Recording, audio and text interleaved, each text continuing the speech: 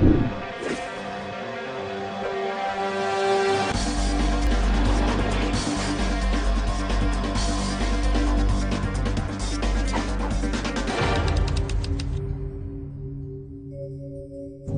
you ever take banned substances to enhance your cycling performance? Yes. Yes or no? Was one of those banned substances EPO? Yes. Did you ever blood dope or use blood transfusions to enhance your cycling performance? Yes. Did you ever use any other banned substances like testosterone, cortisone, or human growth hormone? Yes. Yes or no? In all 7 of your Tour de France victories, did you ever take banned substances or blood dope? Yes. 17 janvier 2013, les aveux de Lance Armstrong à la télévision américaine.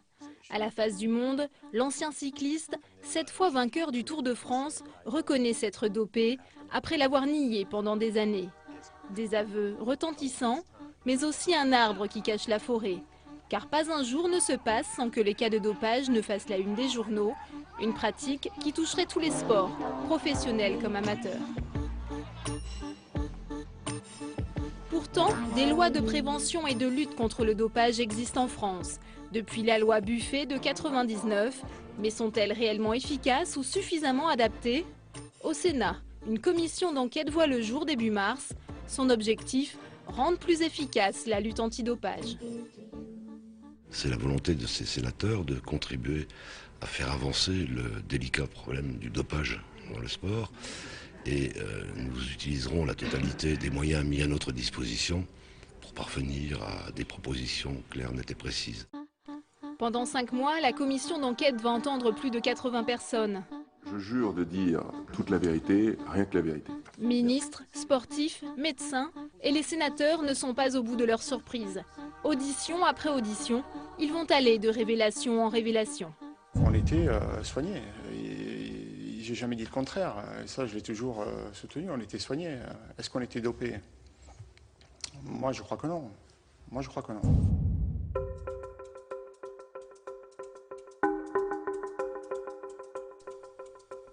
La lutte contre le dopage est régie par l'Agence mondiale antidopage. Pour fonctionner, elle s'appuie sur des organisations nationales. En France, il s'agit de l'Agence française de lutte contre le dopage, créée par la loi en 2006. Son laboratoire de Châtenay-Malabry est en charge de la détection des produits dopants. La directrice du département analyse sera une des premières entendues par les sénateurs. Je me suis amusée récemment à évaluer le pourcentage d'échantillons positifs par sport. Il est vrai que le cyclisme est le sport le plus contrôlé. Et si on ramène le nombre d'échantillons positifs au nombre de contrôles effectués, eh bien le cyclisme ne vient pas en tête de liste. Car les mauvais élèves ne sont pas forcément ce que l'on croit. Le sport qui nous donne le plus fort pourcentage de positifs est le rugby. Vient ensuite le football. En 3e position se trouve l'athlétisme. En 4e, le triathlon. En 5e, le basketball. En 6e, le cyclisme. En 7e, le handball. Et en 8e, la natation. Cependant, il faut vous dire que la substance dopante la plus rencontrée dans nos analyses est le cannabis. Il faudra qu'on m'explique comment le cannabis peut être quand même là aussi un produit dopant qui va améliorer la performance en rugby. Il est clair que je ne connais pas un entraîneur de club français de rugby qui serait susceptible d'accepter qu'un joueur soit dopé, tout au moins au courant qu'un joueur de son équipe soit dopé. Ça, c'est impossible. Si aucun sport ne semble épargné par le dopage, le sujet reste délicat, voire tabou. Car le dopage, c'est souvent les autres. L'omerta règne. Chaque discipline refuse d'être stigmatisée. Difficile dans ce contexte de s'en prendre à des icônes. L'ancienne ministre des Sports, Marie-Georges Buffet, en a fait l'amère expérience. C'était juste avant le mondial de foot de 98 et la victoire 3-0 des Bleus face au Brésil. Sa détermination était pourtant totale. C'est à elle qu'on doit une des premières lois de lutte contre le dopage, une loi qui porte son nom, la loi Buffet de 99. Est-ce que vous considérez que l'équipe de France en 98 a été épargnée, entre guillemets, en ce qui concerne les contrôles antidopage, comme l'affirment certains, notamment dans la presse? Lorsque nous déclenchons un contrôle sur l'équipe de France de football qui était en préparation à Tignes, j'ai tous les médias qui me tombent dessus de façon très violente, puisque j'empêche que l'équipe de France se prépare dans de bonnes conditions. Je vous le dis, à ce moment-là, dans les heures qu'on suivit, j'ai flanché. Je me disais, mais est-ce que j'ai pas fait une erreur? Est-ce que j'étais mis au banc, vraiment, et j'ai eu le sentiment qu'on était complètement isolés. Et qu'on était condamnés par l'opinion et parce qu'on avait perturbé l'équipe de France de football dans sa préparation à la Coupe du Monde. À son tour auditionné par les sénateurs, l'ancien médecin des Bleus va se montrer agacé des soupçons portés sur cette épopée victorieuse. On a quand même écrit une page inoubliable, intéressante, historique, comme on dit parfois. Maintenant, 15 ans après, on vient nous dire oui, mais les suspicions de dopage, etc. Moi, je peux dire qu'en 98, en toute bonne foi, 98, 96, 98, 2000, 2002, les joueurs étaient propres. Les Bleus étaient-ils dopés en 98? Les sénateurs poseront aussi la question à Didier Deschamps, l'ancien capitaine de l'équipe de France de football. Mais on ne connaîtra jamais sa réponse. Son audition au Sénat a eu lieu à huis clos. Comme celle des cyclistes Richard Virenque ou Jeannie Longo, dont les témoignages resteront confidentiels. Si la volonté des sénateurs est de ne pas montrer du doigt un sport en particulier, beaucoup d'auditions vont se concentrer sur le monde du cyclisme. Un monde sans concession. Pratiquement tous mes copains, tous mes camarades en France, à l'étranger, tous ceux qui ont débuté avec moi, ont constaté et rencontré le dopage au fur et à mesure de l'évolution de leur carrière. Et aujourd'hui, je pense qu'il faut créer la possibilité à des jeunes athlètes qui vont démarrer leur carrière de ne pas avoir cette rencontre avec le dopage. Et si j'ai eu cette rencontre avec le dopage, c'est bien qu'à un moment donné, mes résultats n'étaient pas à la hauteur de mes espérances, que j'avais commencé à fonder une famille, m'installer dans la vie, et qu'il a bien fallu que je survive. En tout cas, j'étais seul et livré avec moi-même. Je n'avais personne à qui parler, personne à rencontrer pour expliquer mon problème face à l'utilisation ou pas de produits dopants.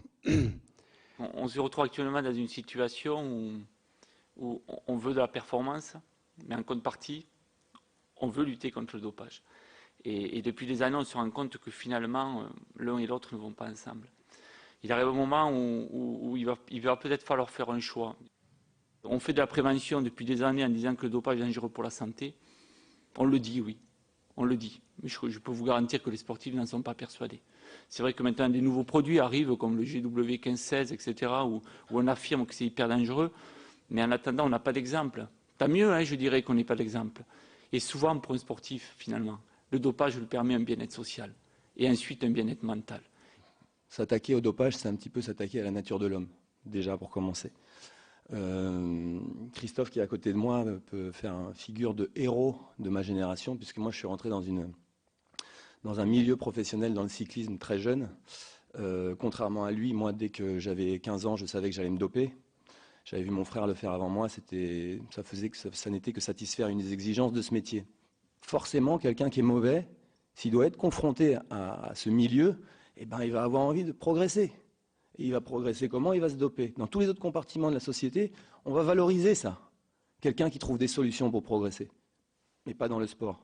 Les sportifs, ils ne sont pas à Disneyland. Ils sont confrontés à une pression beaucoup plus importante. La compétition induit forcément la triche. Voilà, c'est mon point de vue. Une triche qui n'est pas sans danger. Dans les années 90, les coureurs du Tour mouraient 5 fois plus d'accidents cardiovasculaires que la moyenne de la population. Pour la ministre des Sports, Valérie Fourniron, la santé des sportifs doit donc rester une priorité. Et là encore, j'ai entendu, vu que nous ne connaissions pas finalement les risques du dopage pour la santé des sportifs. quelques discours qui banaliseraient des pratiques dangereuses. Médecin comme ministre, oui, le dopage est dangereux et les pratiques dopantes font courir un risque majeur à nos athlètes. Je ne vous prendrai pas l'ensemble des effets secondaires, je pourrais le faire longuement, des stéroïdes, des stimulants, de l'EPO, mais combien on a pu malheureusement découvrir par des premiers accidents d'obstruction vasculaire, de thrombose, le risque d'augmentation de la viscosité du sang et de l'utilisation de l'EPO, et on l'a vu, c'est-à-dire parce que ce sont les sportifs qui ont servi de cobaye. Combien, vous-même peut-être, quand vous êtes amené à prendre des corticoïdes sur une sinusite, vous avez bien pu constater qu'il valait mieux les prendre le matin que le soir, tellement il y avait, un sentiment d'excitation, de repousser un peu ses limites. Et donc, on a aujourd'hui une réalité scientifique, largement validée. On a cette dernière étude qui est celle sur les footballeurs italiens qui 7 à 8 fois plus, je ne dis pas de chance, de malchance d'avoir une sclérose latérale amyotrophique, 2 fois plus de cancer sur une population de 24 000 sportifs qui a été étudiée. Alors, oui, lutter contre le dopage, c'est lutter pour l'éthique du sport, la sincérité du résultat, mais aussi la protection des sportifs.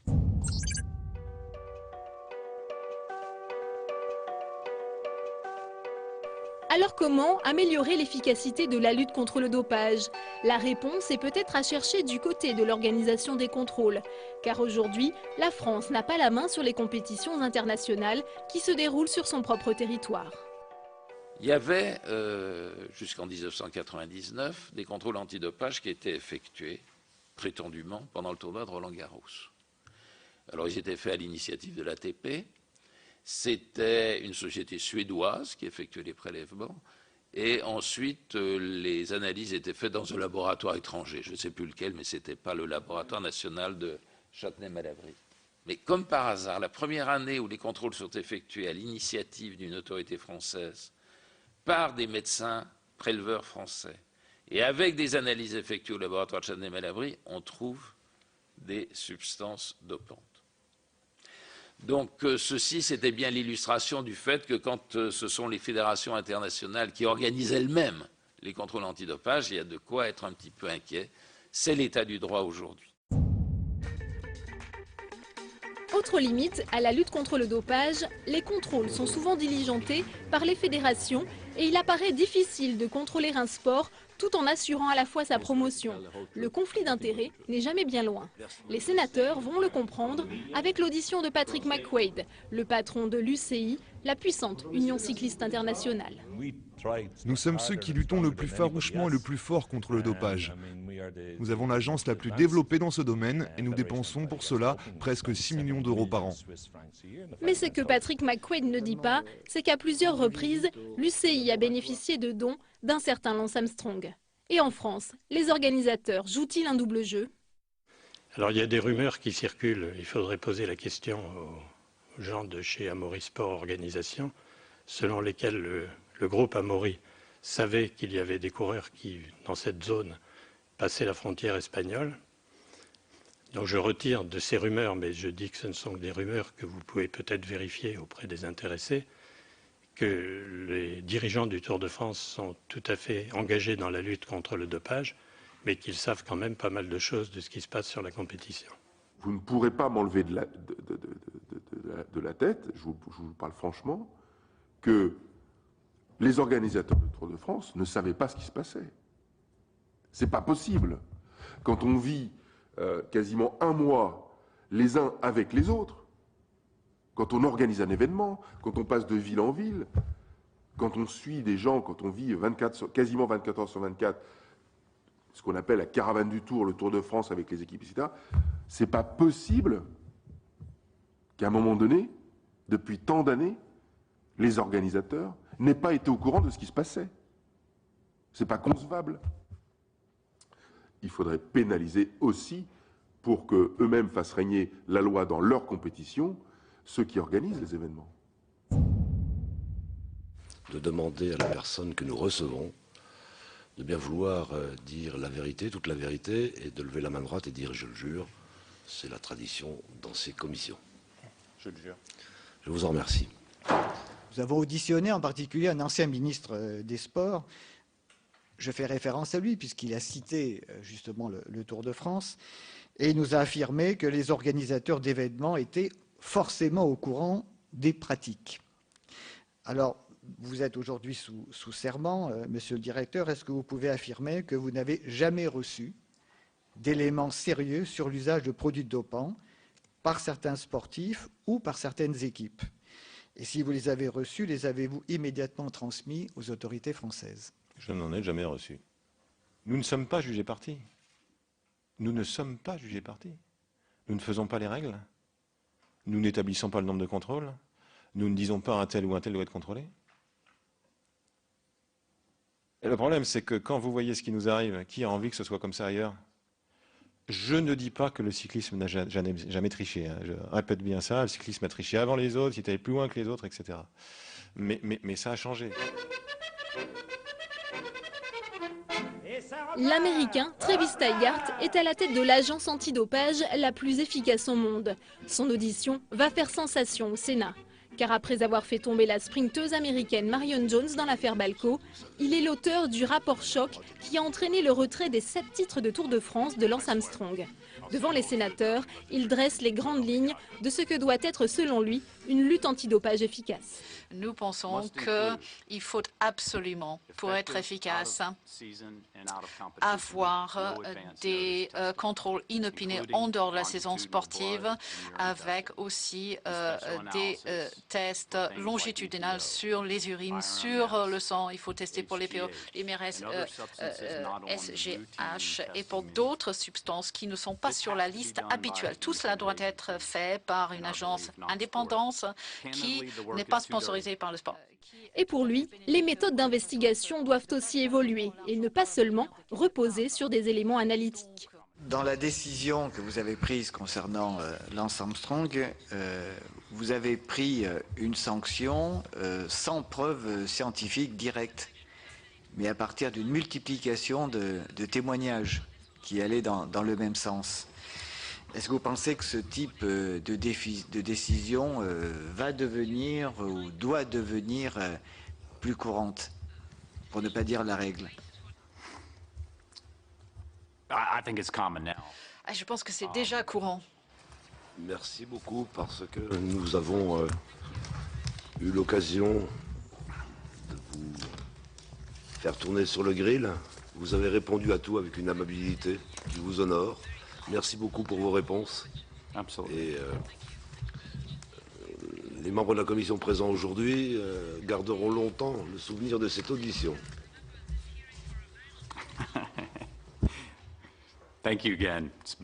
Je vous remercie infiniment. C'était un grand plaisir pour moi. Merci.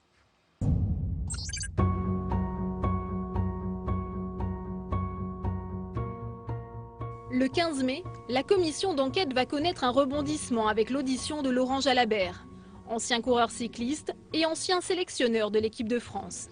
Le rapporteur commence par une annonce. Vous savez que dans cette commission d'enquête, nous essayons d'être justes et de nous pencher sur les pratiques de l'ensemble des disciplines sans viser tel ou tel sport. Nous avons très récemment reçu les copies des procès-verbaux de ces contrôles antidopage du Tour de France 98. Donc nous sommes aujourd'hui à même de faire des rapprochements entre les numéros des flacons inscrits sur les analyses de détection d'EPO qui ont été réalisées par le laboratoire de Châtenay-Malabry, mais bien sûr c'était pas en 98, ces analyses c'était plus tard, jusqu'en 2004-2005, et d'autre part les procès-verbaux de prélèvement sur lesquels sont inscrits les noms des coureurs.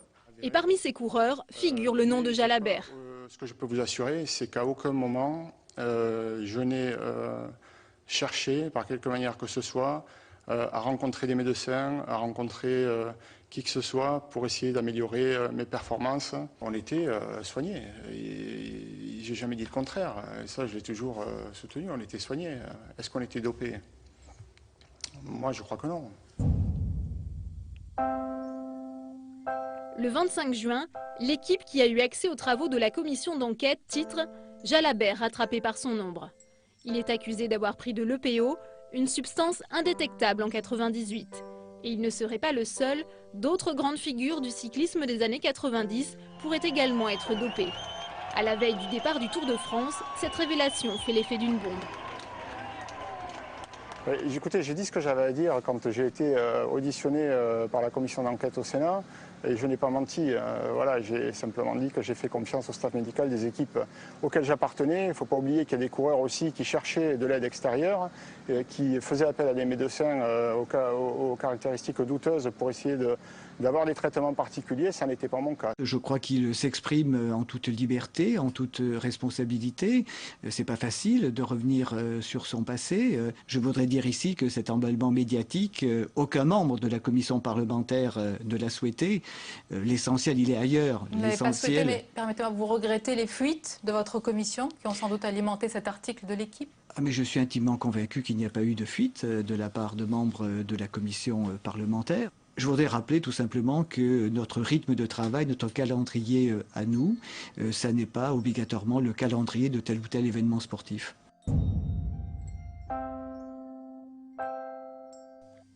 Et pourtant, initialement prévue le jour de l'étape de l'Alpe d'Huez, une étape reine du Tour de France, la publication du rapport sénatorial sera reportée sous la pression des coureurs. Le 24 juillet, les sénateurs dévoilent leurs conclusions lors d'une conférence de presse. Les révélations de l'équipe ont suscité un certain intérêt médiatique pour cette commission d'enquête. Les journalistes sont venus nombreux, notamment de l'étranger. Tous attendent de connaître les coureurs épinglés dans le rapport. Parler de dopage ne nuit pas au sport, mais contribue au contraire, à moyen et long terme, à lui redonner ses lettres de noblesse. Mais les sénateurs vont entretenir le suspense jusqu'au bout. Dans un premier temps, ils présentent le tome 1 de leur rapport. 60 propositions pour améliorer la lutte contre le dopage. L'accent est mis sur la prévention, mais aussi sur les contrôles, en ciblant la qualité plutôt que la quantité. Il semble pourtant que des produits comme l'EPO ou l'hormone de croissance devraient être plus systématiquement recherchés, quitte à réduire le nombre de contrôles. Cela aurait à mon sens un effet dissuasif et réduirait le sentiment d'impunité que pourraient ressentir certains sportifs. Les calendriers sportifs des ligues et fédérations sont aujourd'hui devenus fous. Pas dans tous les sports, mais dans une grande partie de sports, notamment collectifs. Tout le monde le sait. D'où le problème, bien sûr, de la récupération entre deux compétitions. Et on ne fait pas grand-chose en la matière. Pourtant, ces calendriers surchargés poussent au dopage. Le ministère est déjà destinataire des calendriers. Je pense qu'il doit pouvoir s'opposer à ceux qui seraient abusifs. Nous proposons que toutes les compétitions se déroulant en France soient considérées par principe comme nationales, sous réserve de la communication par la Fédération internationale d'une liste annuelle des manifestations internationales qu'elle entend effectivement contrôler. Enfin, selon les sénateurs, il faudrait réformer la politique de sanctions. Nous vous proposons également qu'il puisse être mis en place un véritable mécanisme de repenti. L'omerta est un sujet majeur dans le dopage et les sportifs nient systématiquement quand ils sont pris. Il y a donc un réel intérêt général pour la politique de lutte contre le dopage à réduire la sanction de quelques-uns en fonction du degré de coopération du sportif et des éléments qu'il fournit, susceptibles d'améliorer la lutte contre le trafic de produits. Pour avoir un temps d'avance sur les dopés, il me semble primordial que les maillons de la chaîne de l'antidopage communiquent mieux. Il faut que je vous dise, c'est maintenant le moment des questions. Donc nous vous écoutons, s'il y en a. Et je pense que vous ne voulez pas donner les noms maintenant. Non, je vous en laisse la primeur en ce qui concerne la prise de connaissance de l'identité de ces coureurs. Il suffira de lire tout à l'heure le document qui va vous être distribué. Le tome 2 vous attend dans quelques minutes. Car c'est dans le tome 2 que figure ce que tous les journalistes attendent. Les bordereaux identifiant les coureurs des Tours de France ayant eu recours à l'EPO. La presse n'aura plus qu'à faire elle-même les recoupements pour découvrir que le duo de tête de la grande boucle 98 était positif, l'Italien Marco Pantani et l'Allemand Jan Ullrich. Les Français Laurent Desbiens, Laurent Jalabert, dont le nom avait déjà filtré, et Jackie Durand font aussi partie des dopés.